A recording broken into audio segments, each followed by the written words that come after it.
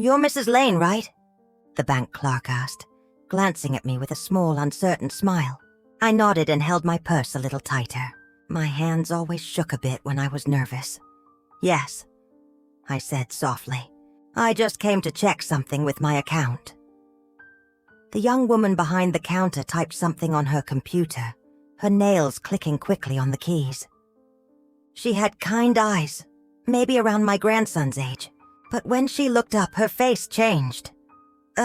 Mrs. Lane," she said carefully. "I just need a moment.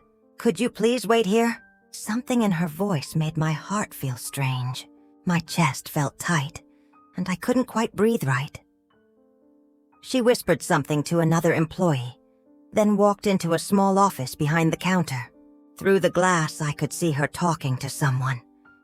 Maybe the manager. They both looked my way once, then turned back. When she came out, her smile was gone. "Mrs. Lane," she said slowly. "This might be a bit confusing, but earlier this week someone tried to close your account." I blinked. "What?" she nodded. "The request was made by your son." For a moment, everything around me felt quiet. I could hear the sound of people talking, the hum of the air conditioning, even the ticking of a clock nearby. But inside me, silence. "Just silence. My son?" I whispered. "You must be mistaken." "My son wouldn't do that." The young woman looked almost sorry. "I understand, ma'am, but we have his ID on file. He came in 2 days ago. He said you wanted to close the account and transfer the funds to a joint one."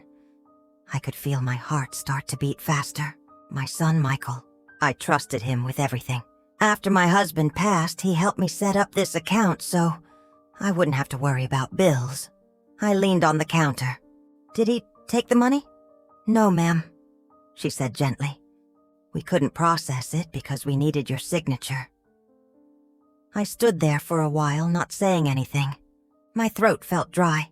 The woman waited patiently, but her eyes showed pity. The kind you give someone when you don't know what to say. Finally, I said, "Can I see the form?" She nodded and printed a paper.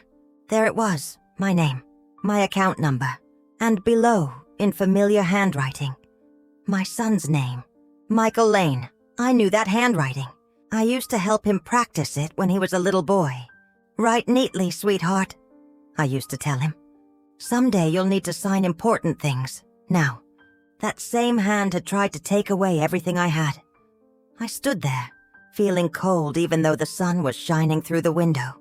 The clerk asked, "Do you want us to add extra security to your account? Maybe a password only, you know?" I nodded slowly. "Yes, please." After signing a few papers, I left the bank. My steps were small, careful. The world outside looked the same. Cars passing, people walking, children laughing near the park. But everything felt different. My own son, my Michael. On the way home, I kept thinking of him. I remembered the nights he couldn't sleep as a child, and how he'd come to my room, crawling into bed beside me. I'd hold him, whisper stories until he drifted off. I remembered how proud I was when he graduated. I remembered saving every penny for his first car. And now, he tried to close my account. When I reached home, I made myself a cup of tea. The spoon rattled against the cup because my hands wouldn't stop shaking.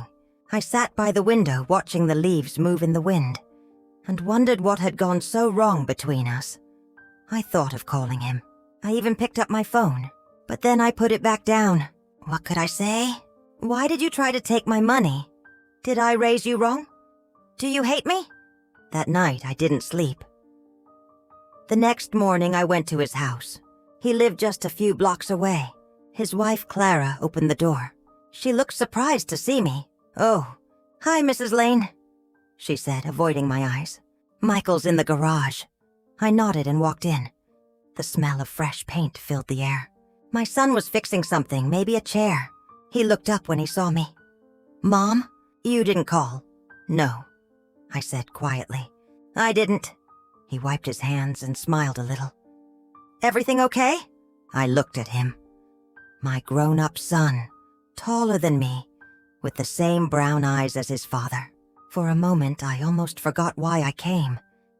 Then I said softly, "I went to the bank yesterday." He froze. The small smile faded. "Oh, yes," I said. "The clerk told me you tried to close my account." He sighed, rubbing his forehead.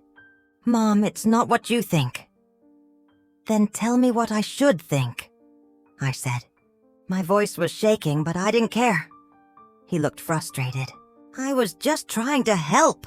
You don't need to worry about all that paperwork and online stuff. I thought I could manage it for you. You're not good with computers, remember? By closing my account?" I asked quietly. He didn't answer. "Michael," I said, "I trusted you. I thought you were helping me, but you didn't ask me. You didn't even tell me." He ran his hand through his hair. "You're making this sound bad. I was going to tell you later." I looked at him, searching for the boy I once knew, the one who hugged me when he got scared, the one who said he'd always take care of me. But that boy wasn't there anymore.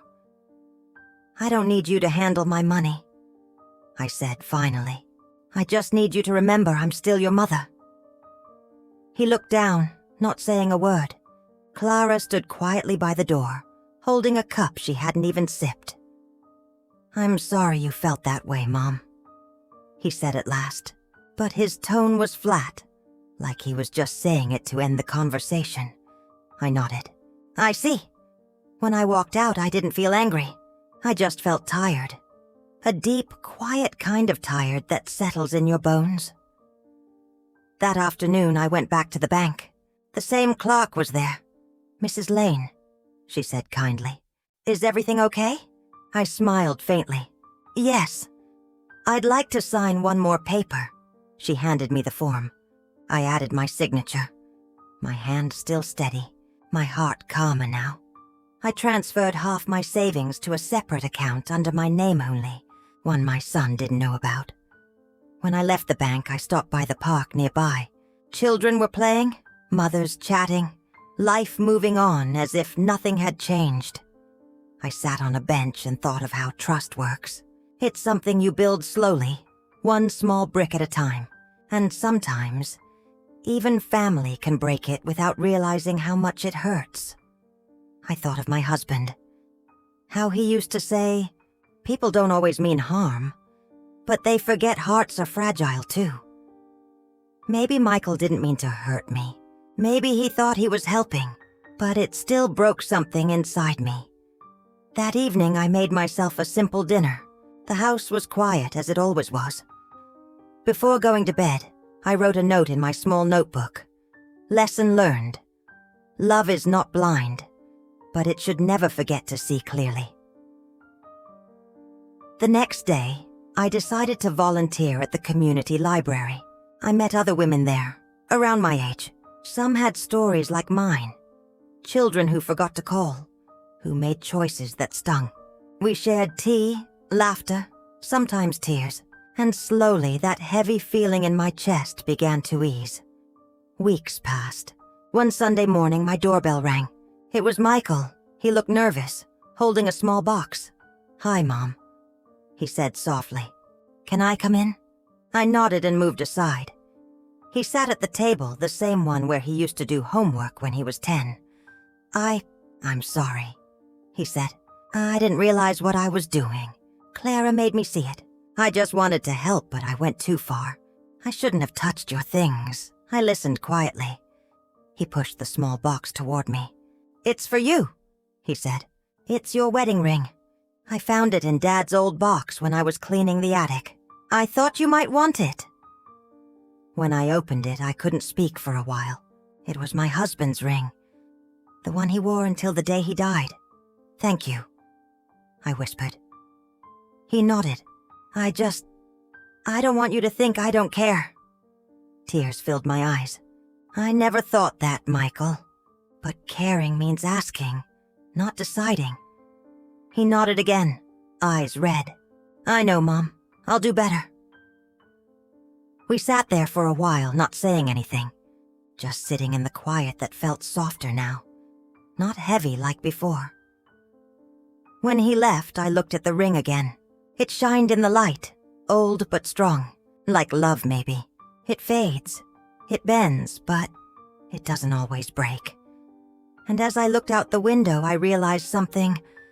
Forgiveness doesn't mean forgetting. It means choosing peace, even when it still hurts a little. So I smiled. I made myself another cup of tea, and I whispered to no one in particular. It's okay now, because sometimes peace doesn't come from others saying sorry. It comes from knowing you did the right thing, even when it hurt. And if you've ever been through something like this, if someone you loved made you feel small, unseen, or forgotten, please know this: you are not alone. We heal quietly, but we heal deeply. If this story touched your heart, please like, share, and subscribe to Soft Wounds for the hearts that learn to heal quietly.